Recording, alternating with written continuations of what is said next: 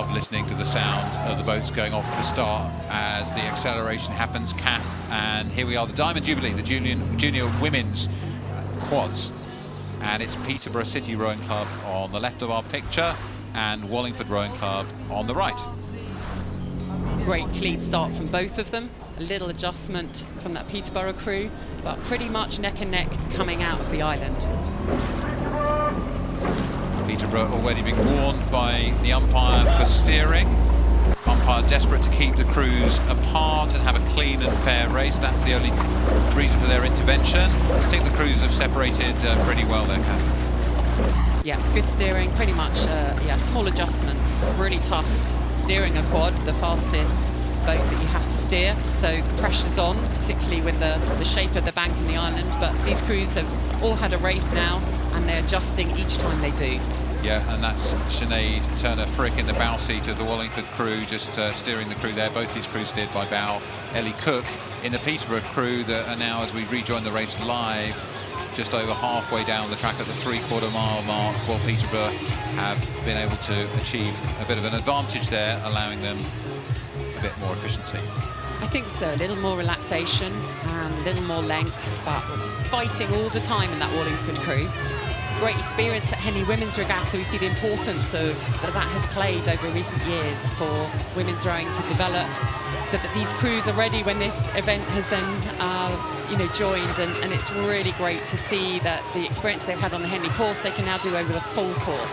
Yep, Peterborough, home of the GB World Class Start programme, which has seen many athletes come through into the Olympics, notably Helen Glover.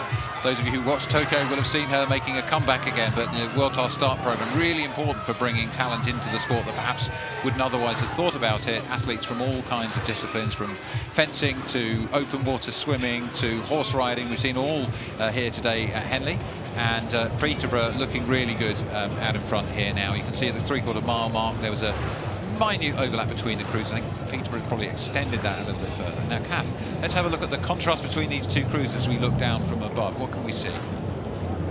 Real parallel oars in both crews, but we see just a little more length, so the boat runs a little bit further. I think the wheels of the seats are just running right out in that Peterborough crew, which enables them to catch a little bit more water, that extra bit of length, whereas we just don't quite get out and capture the full length that's possible in the Wallingford crew. And that is those tiny margins. We actually slow down the frames it takes for an oar to enter the water in those positions when we're training, because those inches, those centimetres make a difference every stroke over the length of a course like this. Yeah, and you can do that in a training session, but you can also do that over years, Kath. I mean, you spent many years in the British team at the top of your game and always tuning, always looking at those coaching aids to find an extra bit of speed. Yeah, it's that elusive combination of length and power and rhythm, and they have that rhythm. It's a little more firm, it's a little more stable in the Peterborough crew. Of course, it's easier when you're now in the lead to really bed in that confident rhythm and just relax in between each stroke, whereas you're left fighting behind, and the real challenge is to row your best behind, but they're chucking in the pushes in that Wallingford crew. Really tenacious. They are. Tenacious it is as the St George Cross above Henley Church looks down on the finish line. Fast approaching for these two crews in the Diamond Jubilee Junior Women's Quads events. 31 entries, hugely competitive class of boat, and huge talent out there in junior women. Sculling now, 24 of 31 entries get to race, and now it's starting to hot up. We get towards the business end of Henley. It's Friday, the middle of the week, the middle of the 5-day programme of rowing here in Peterborough, getting ready to move themselves through to the next round.